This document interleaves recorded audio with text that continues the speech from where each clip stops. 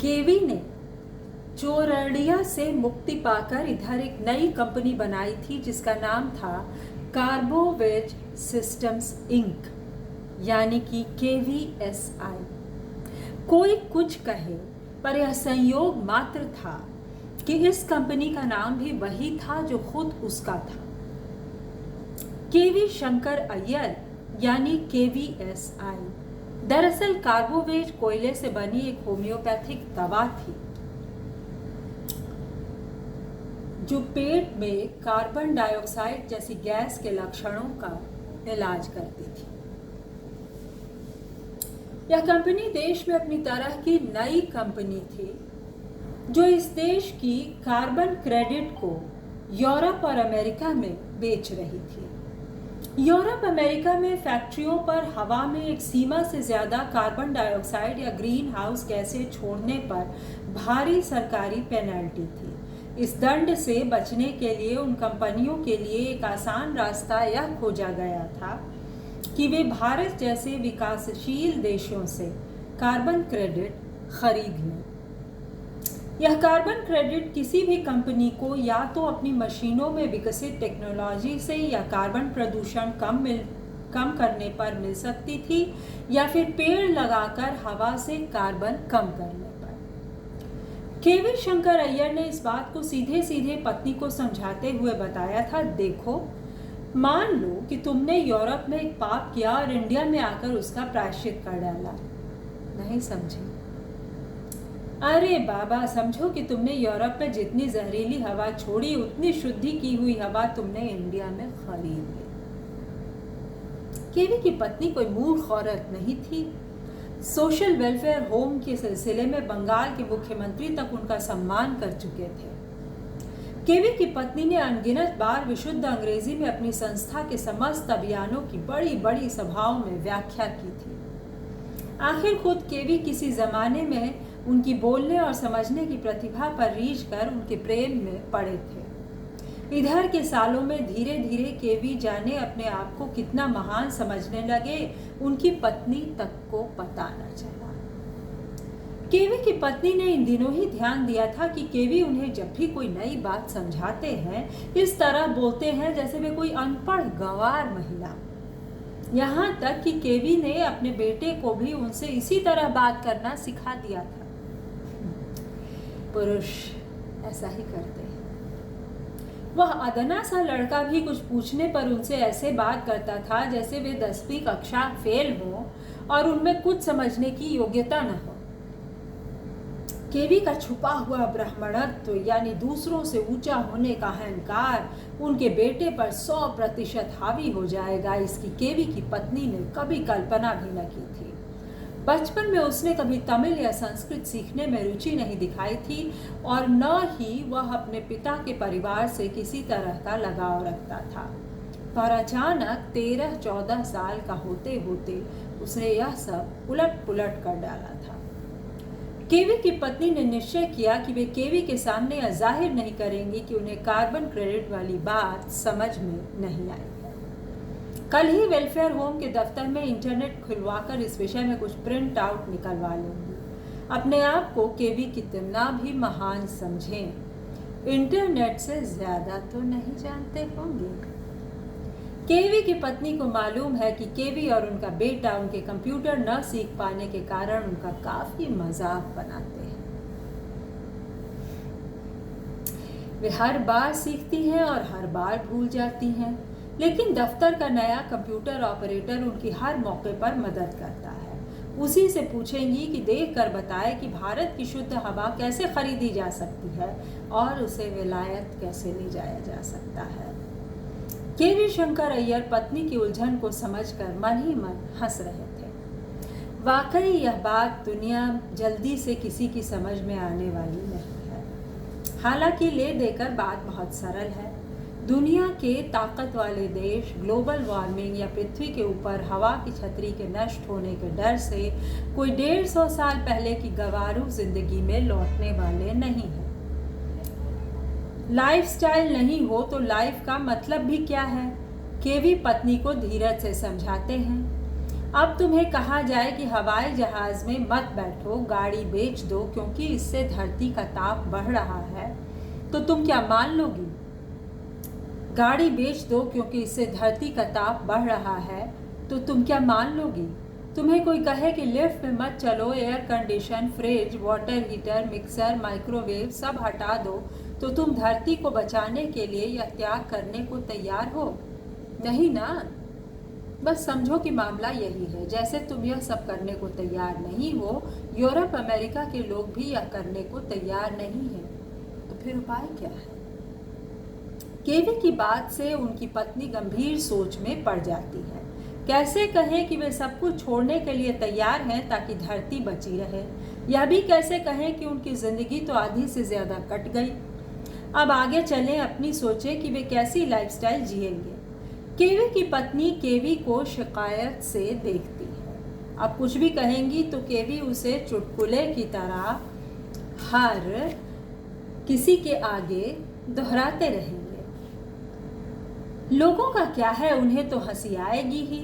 यह भी क्या कम तमाशा है कि एक पति अपनी पत्नी की बेवकूफ़ी को छिपाने के बजाय दुनिया के सामने उसकी पोल खोलता रहे, ऊपर से कहे कि सच तो सच है, उसे पर्दे से क्यों ढक कर रखना है। केवी गुरुचरण को 5-6 महीने पहले उस दिन क्लब में CSR वाला कॉर्पोरेट सोशल रिस्पॉन्सिबिलिटी पर इसलिए व्याख्यान दे पाए थे क्योंकि वे खुद एक बड़ी कॉर्पोरेट कंपनी की वार्षिक मीटिंग के लिए ऐसी रपट तैयार कर रहे थे। यूँ भी गुरुचरण तो उनके सामने हमेशा एक बच्चा था। कितनी भी बड़ी मल्टीनेशनल कंपनी में कितने ही बड़े पद पर क्यों न हो। बहरहाल उसी रपट के सिलसिले में केवी को पता चला था कि 1 टन कार्बन डाइऑक्साइड हवा में कम करने से 1 कार्बन क्रेडिट मिलता है, जिसे विदेशों में 10 यूरो से 30 यूरो के दाम पर यानी 550 से 1500 रुपए तक में बेचा जा सकता है। चोरडिया से मुक्ति पाते ही उन्होंने अपनी कंपनी खोल ली थी, कार्बोवेज सिस्टम्स इंक। लेकिन उनकी कंपनी के पास कार्बन क्रेडिट जमा करने का ऐसा अद्भुत नुस्खा था जो अब तक किसी के दिमाग में नहीं आया था। बेशक केवी शंकर अय्यर का दिमाग तर्कसंगत तरीके से सोचने का आदी था। पैसा होने के बावजूद घर में वॉशिंग मशीन कौन नहीं रखता? जिसके पास कपड़ा धोने के लिए काम वाली दाई या नौकर है। इसका मतलब यह हुआ कि बिजली की बचत तभी हो सकती जब मशीन का काम आदमी करे। लेकिन आदमी तभी काम करेगा जब वह गरीब होगा। भारत में वे कौन लोग हैं जो गरीब होने के बावजूद किसी ऐसी मशीन का इस्तेमाल कर रहे हैं जिससे उन्हें रोका जा सकता है, जिन्हें समझाया जा सकता है या कोई प्रलोभन दिया जा सकता है कि वे मशीन का प्रयोग छोड़कर अपने शरीर के बल से काम करें। इंडिया के गांवों में रहने वाली 70% जनता यानी कि किसान उनकी कंपनी KVSI की क्या मदद कर सकते हैं? केवी ने अपने 20 साल पुराने रसोइये रामा को बुलाया था, जो हर साल बिहार के अपने गांव दरभंगा में भारी ब्याज पर कर्ज लेकर कभी लड़की की शादी करता था या अपनी पत्नी की किसी न किसी बीमारी से जूझता था।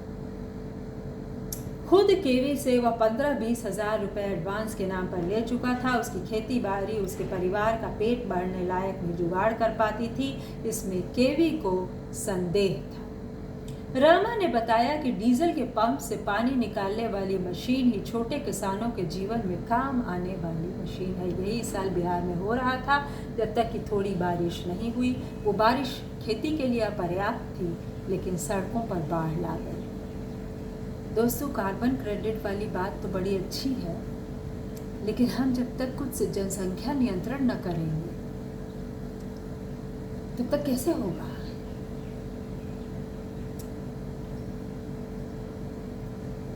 अगर तुम्हें बिना बिजली के शरीर की ताकत से चलने वाली ऐसी मशीन लगभग मुफ्त में दी जाए जिससे तुम पानी निकालकर खेतों की सिंचाई कर सको, तो तुम ले लोगे?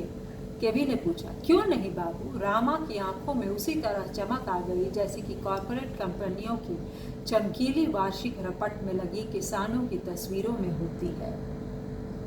लेकिन बहुत ताकत लगानी पड़े तो मुश्किल है। आप तो जानते हैं, हर समय गांव में तो ज़्यादातर बूढ़े लोग रहते हैं जो बीमारी से परेशान रहते हैं। हमारी जनाना लोग में तो दम रहा नहीं। कितना रुपया हमें देना पड़ेगा बाबू मशीन का? केवी समझ गए कि काम बन जाएगा। रामा उनकी तरफ जिस तरह देख रहा था, उसकी आंखों की भाषा को पढ़ना केवी के लिए आसान था। मुफ्त में या लगभग मुफ्त में कुछ भी पाने की चमक पर अब एक संदेह का पर्दा आ गया था। यानी कि रामा सोच रहा था कि केवी झूठ भी बोल सकते हैं, या इसमें केवी का क्या स्वार्थ हो सकता है। अब दुनिया में कोई इतना सरल नहीं रहा कि यह मान ले कि सिर्फ भलाई के लिए कोई आदमी किसी के लिए कुछ करेगा। केवी जिस कॉरपोरेट कंपनी की वार्षिक रपट तैयार कर रहे थे, उसके बोर्ड ऑफ डायरेक्टर्स को उन्होंने यही बात समझाने की कोशिश की थी। बजाय इसके कि हम दुनिया को समझाएं कि कोई कंपनी सामाजिक दायित्व तो इसलिए उठा रही है क्योंकि उसका दिल अचानक अपनी बैलेंस शीट बढ़ाने की जगह देश में गरीबी, गैर बराबरी और प्रदूषण मिटाने पर आ गया है। बुद्धिमानी की बात यह है कि दुनिया को असलियत बताई जाए, पूरी की पूरी नहीं तो कम से कम इतनी असलियत कि वह बाकी के झूठ पर भी यकीन कर ले। केवी ने जो रपट तैयार की थी, उसमें कंपनी का चेयरमैन यह बताने वाला था कि मुख्य काम अपने शेयर होल्डरों को मुनाफा कमा कर देना ही है, पर हम साथ साथ यह भी चाहते हैं कि आने वाले दशकों में भी हम इसी तरह मुनाफा करते रह पाएं। इसके लिए यह ज़रूरी है कि हम दुनिया के हवा, पानी, पेड़ बचा कर रखें और लोगों में हमारा सामान खरीदने की क्षमता बढ़ती रहे। हवा, पानी, पेड़ बचाना दोस्तों ज़रूरी है। हर कंपनी हर आदमी की जेब तक पहुंचना चाहती है, बशर्ते कि उसमें कुछ पैसा हो और वह कंपनी का सामान खरीद सके। इसलिए सस्टेनेबल विकास करना सिर्फ हमारा कर्तव्य नहीं, हमारी मजबूरी भी है। दुनिया हरी भरी फली फूली रहे, तभी हम भी बचे रह सकेंगे। केवी को याद है कि कंपनी के डायरेक्टरों पर उनकी बातों का क्या असर हुआ था।